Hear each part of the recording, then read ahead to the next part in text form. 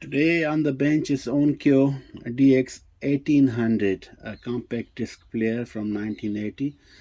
This disc player is quite famous because of his audio quality. Some people they believe that it has a very smooth audio quality like a vinyl record, but with more clarity. Because of the digital converter, the DEC chip, they use AD1860N, which is monolithic 18-bit DEC chip. This device has used two, so two mono channels are amplified uh, separately and converting into not converting, but two mono preamps are going out as an analog signal as a stereo. So instead of one deck, they have used two ones, and it's quite very well built. It's quite a heavy deck as compared to today's standards. It's almost 5-6 kilos weight, and it has a very nice display also. And the tray is also this tray is also good, quite a sturdy one, not fully metal, but it's a usually the same were used in the 1990s. And if you see, you have a headphone out and you have a headphone level button over here. You have play, stop, pause, up and down, and fast forward in the track change also. And despite the age, this is still perform very well. So we're gonna do the sound test at the end, but I would like to show you that what is inside, how this built up, and how this linear 18-bit dual DA converters with the ADA1860N chip is doing 8-time oversampling, which is very unique. I mean, TDI chips were very famous because of their excellent audio quality, and then the Japanese brands, they were trying to find out other DEC chips, and this was AD1860N was quite close to the performance of TDA chip. But TDA, they were not monolithic; those were stereo DEC chips. But these you have to use two in order to produce two separate channels further. So I would like to show you from inside, because many subscribers they request me that I have to reveal the circuitry of the equipment, especially the unique ones. So that's what we're gonna do it.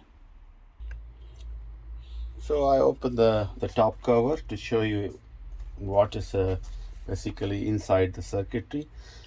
You can see this disc tray system is a quite a sturdy one, and this is the power on off switch. They put it here and it's attached with a big plastic sort of a piece which is going into front to turn it on and off. You can see this could have been much better to place here in front, but maybe they design in that manner. So we turn it on, and after turning on, then it's going, disc is spinning, so I switch it off. And here you have the power supply, and the power supply goes through the toroid core over there for filtration, because it's the alternating current, and alternating current has a tendency 50 cycles, in some countries 60 cycles, 60 hertz per second. So, and of course it generates the noise. In order to reduce the noise, they pass through a toroid core, and toroid core works as a filter, and it goes further over there. And here you have a bridge rectifier, which is converting AC current into the DC voltage, because it requires three different kind of voltage. One to support the main circuitry, which is the control panel, and other different voltage are required to run the motor. Here in the disc loading system, which is spinning the disc, as well as opening and closing the tray. Those are different voltage. And also those DEC chips, are here, AD18690. I hope I can zoom in for you so you can see.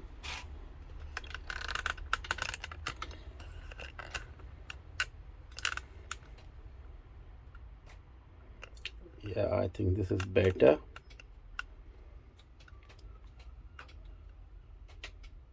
Yeah, so these are two DEC chips which I was talking about, AD186N. So this is a two channels, two channels separating processing. So the left channel and the right channel, and it's further going. This is the preamp circuit. Uh, this is for the digital to analog conversion. Here you see the whole this part is for one channel. This is for other channel, and then afterwards when analog signal is separated from the digital, I mean it's converted from the digital into analog, then it goes to two different preamps, which is making it around 0 2 volt, so it can drive any amplifier. And this is the output, left and right analog output. So this all the magic is happening here, and this is a I don't know if you can see it. Let me zoom out.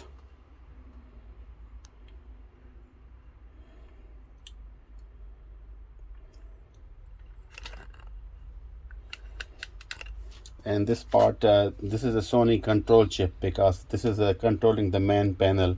So when you press the play button, then it's sending the bitrate to the circuitry, so it goes play and the forward and the reverse and changing the track.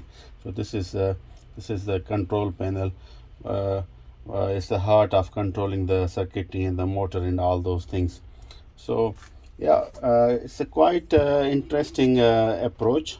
Onkyo has used it, of course, in the 1990s. Still now, TDA chips by Philips are very famous because they produce excellent audio quality in the CD players.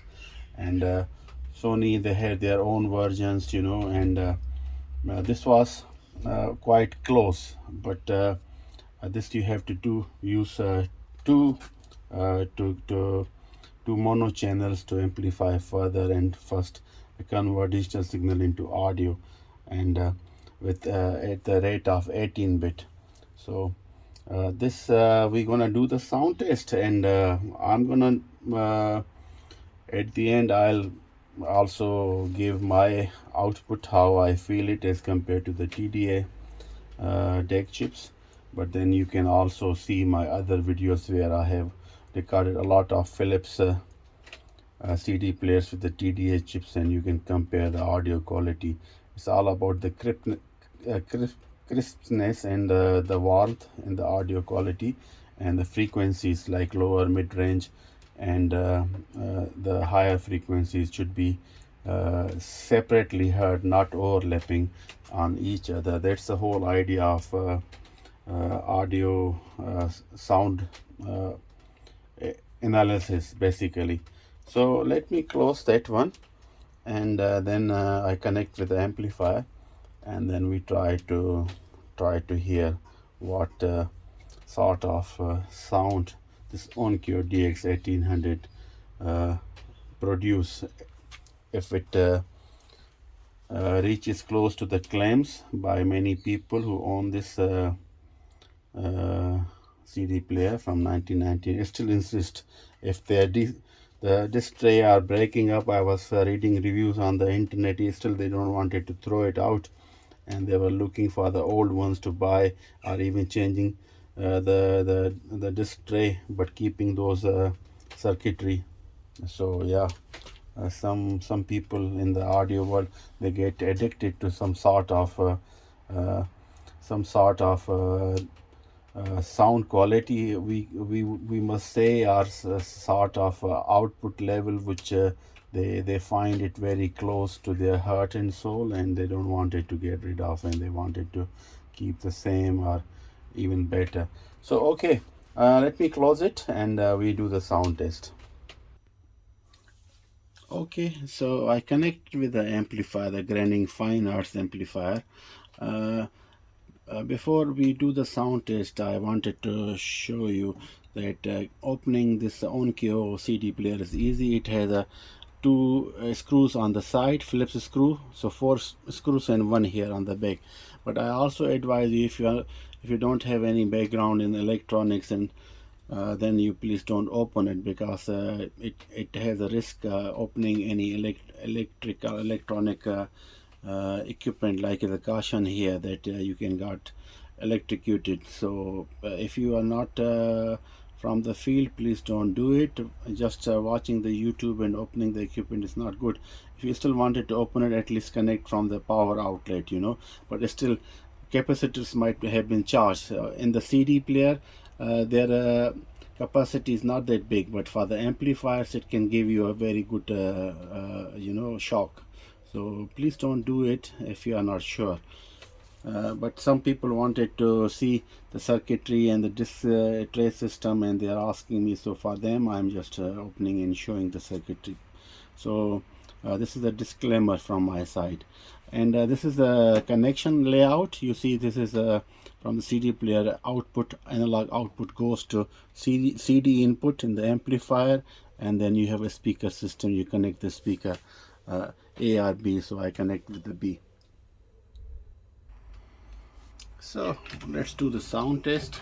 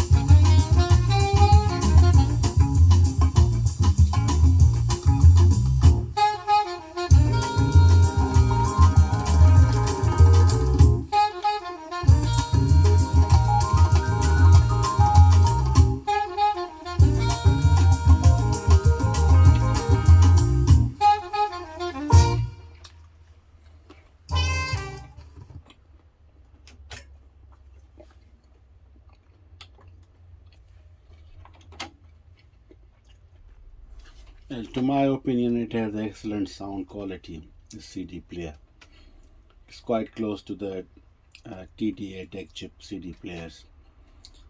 This two AD1860N deck chips, their performance is quite outstanding.